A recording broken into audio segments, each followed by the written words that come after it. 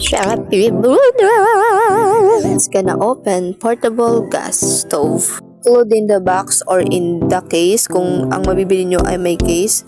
First is guide manual na hindi naman natin binabasa. Next is the pan holder na removable para easy to clean. Then the last but not the least, but the main product is butane stove.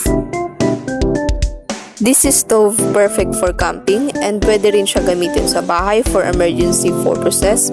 Pero ito talaga ang ginagamit namin daily kaysa mag-uling kami na 30 pesos one day lang.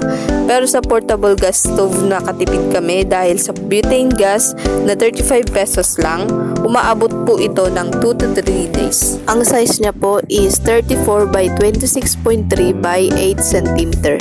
Stove, it has push button with gas control.